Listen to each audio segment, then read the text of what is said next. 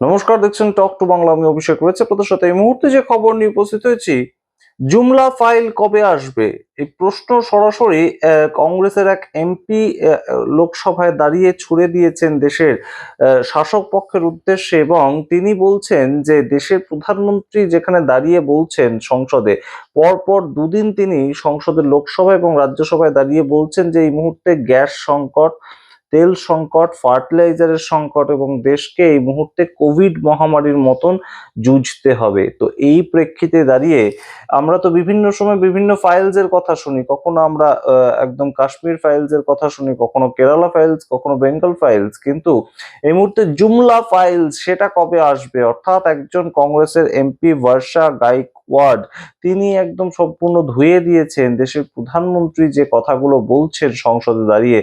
প্রথম দিন লোকসভায়, পরশুদিন এবং গতকাল রাজ্যসভায় দাঁড়িয়ে আরো দীর্ঘায়িত স্পিচ তিনি দিয়েছেন এই ওয়েস্ট এশিয়াতে বর্তমানে যে যুদ্ধটা চলছে ইরান এবং আমেরিকার মধ্যে, সেই যুদ্ধ সম্পর্কে দেশের প্রধানমন্ত্রী বললেন বটে, কিন্তু আমেরিকার কথা একবারও টাচ করলেন না তিনি, এবং এছাড়াও বিভিন্ন বিষয়ে টাচ করলেনই না দেশের প্রধানমন্ত্রী।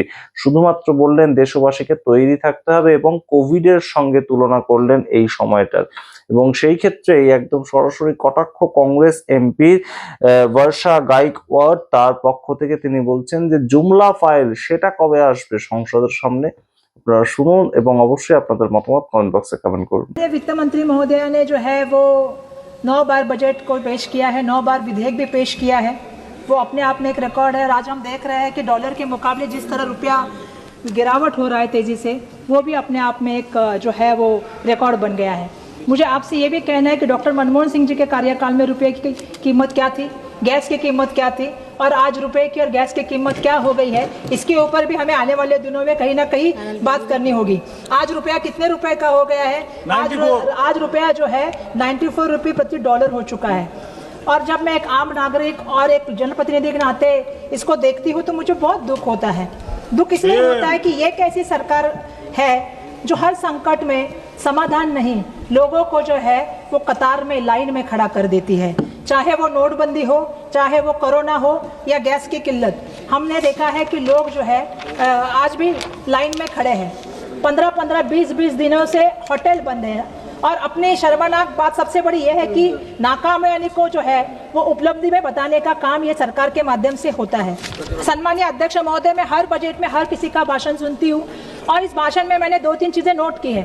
सत्ताधारी पक्ष की एक ही जो है सांसदों की भाषण में एक बात बहुत कॉमन होती है और 3 बातें रटी रटाई होती है, जिसका में से एक पहली बात यह होती है कि फास्टेस्ट ग्रोइंग इकोनॉमी, विकसित भारत दूसरी, और तीसरी हम तीसरी दुनिया की सबसे बड़ी अर्थव्यवस्था बनने जा रहे हैं।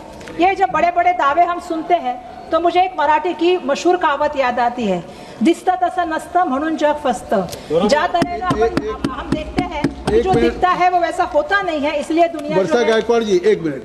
मैं आपके साथ जो बैठे हुए हैं उन माननीय अपने सभी सदस्यों से आग्रह करूंगा कि कृपया जो कैब के माध्यम से आप एक डिस्प्ले कर रहे हैं वो आप उतार दें, कृपया कृपया आप लेकर। नहीं, आप सबसे आग्रह कर रहा हूँ। मुझे लगता है कि हम सब लोगों ने अभी स्पीकर साहब के सामने इस सदन की एक मर्यादा को, परंपरा को, या प्लीज बहुत धन्यवाद। दरबारी साहब बहुत बहुत धन्यवाद आप सबको। सम्मानीय अध्यक्ष महोदय, यही सरकार का असली चरित्र है। ये ट्रिलियन इकोनॉमी की बात करते हैं, बड़े पोस्टर लगाते हैं, लेकिन कागजों पे और जमीन पे आकर हकीकत आप देखेंगे तो आपको बहुत अलग दिखाई देगी।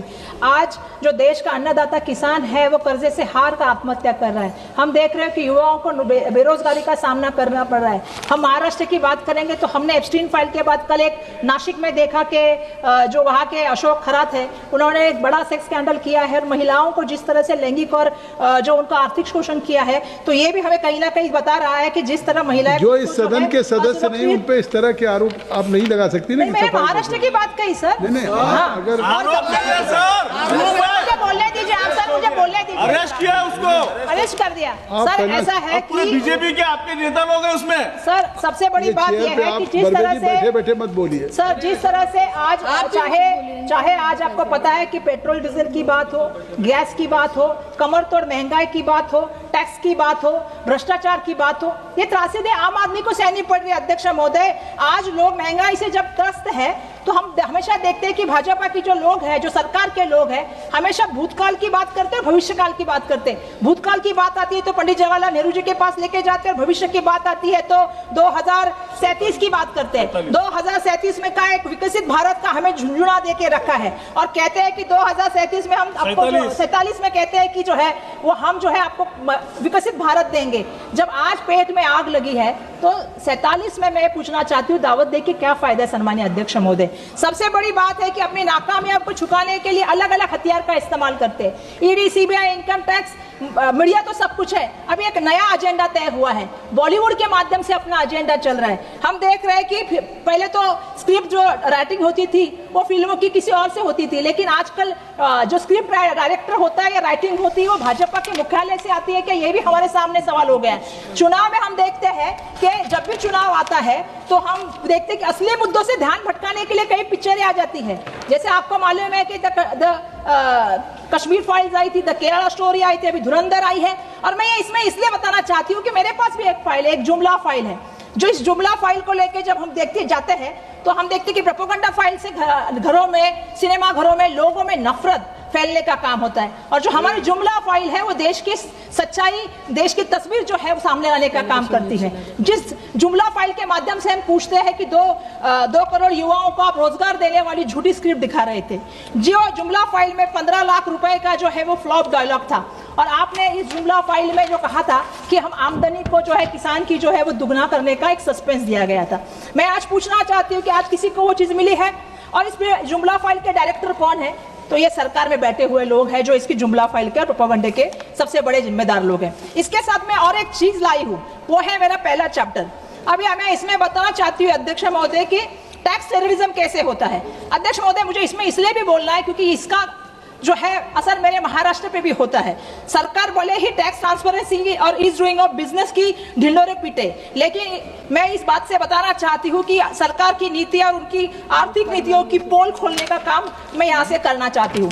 सरकार महोदय जो है, मैं बताना चाहती हूँ महोदय, सरकार जो है आंकड़े बताती है कि देश के कुल बकाया direct tax demand 47.42 lakh crore रुपए है, लेकिन चौंकाने वाली बात यह है कि महोदय इसमें से 36.26 लाख करोड़ रुपए यानी 76% का से ज्यादा हिस्सा अधिकतर तौर पे जो है वसूल ना करने के योग्य मान लिया गया है। और जो इनके सबसे बड़े मास्टर स्ट्रोक की बात करते हैं जीएसटी की, 2022-23 के अब तक विभाग की जीएसटी की चोरी के जो मामले हैं वो 1,02,771 पकड़े गए हैं, और इसमें जो है 6,86,000 करोड़ रुपए की जो है सबसे ज्यादा घोटाला हुआ है। सबसे बड़ा घोटाला फेक इनपुट टैक्स क्रेडिट और छुप के आने वाली सप्लाई में चल रहा है।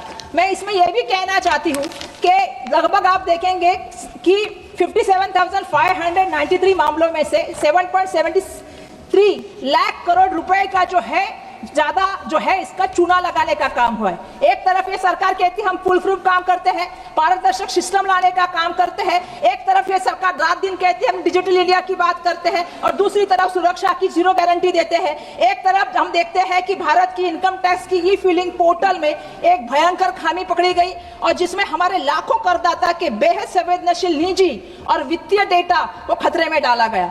मैं इसका जो है टैक्स टेररिज्म का सबसे बड़ा जो स्केल बताना चाहती हूँ, 1 अप्रैल 2025 तक commissioner of income tax appeal के पास लगभग 5.4 लाख अपीलें पेंडिंग है, जिसमें देश के 18.16 लाख करोड़ रुपए का विवाद फंसे हुए हैं। बरसों तक चलने वाले इन विवादों के कारण उद्योगों की वर्किंग कैपिटल ब्लॉक हो जाती है। पूरा ध्यान व्यापार बढ़ने से हटकर कोर्ट कचहरी और नोटिस के जवाब देने में लग जाता है, और यही भारतीय जब फॉरेन इन्वेस्टर लेने जाते हैं तो इन विवादों के कारण जो है उनका वैल्यूएशन गिर जाता है।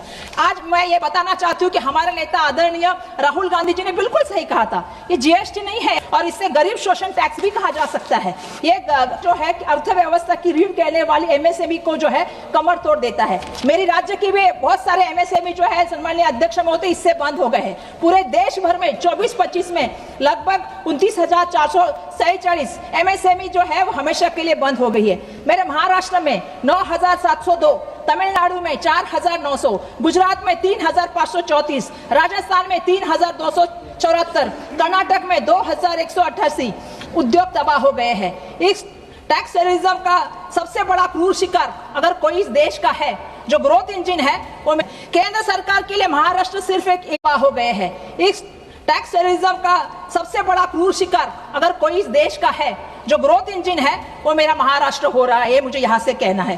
केंद्र सरकार के लिए महाराष्ट्र सिर्फ एक एटीएम मशीन बन के रह रहा है, ये मुझे यहाँ से कहना होगा। आंकड़े गवाह है महोदय, 2020-21 से लेके 24-25 तक देश के टोटल रेवेन्यू में अकेले महाराष्ट्र का योगदान 36.1% किया है अध्यक्ष महोदय। लेकिन जब टैक्स डिवोल्यूशन की बात आती है, बंटवारे की बात आती है, तो हमें मात्र 6.65% दिया जाता है। अब तो वो गिरा के हमको केवल अध्यक्ष महोदय 6.441 तक रह गया है। मतलब जब हमारा राज्य 100 रुपया कमाकर आपको दे रहा है तो आप हमको 7 रुपया भी नहीं दे सकते। क्या यही है आपका कॉर्पोरेट फेडरलिज्म?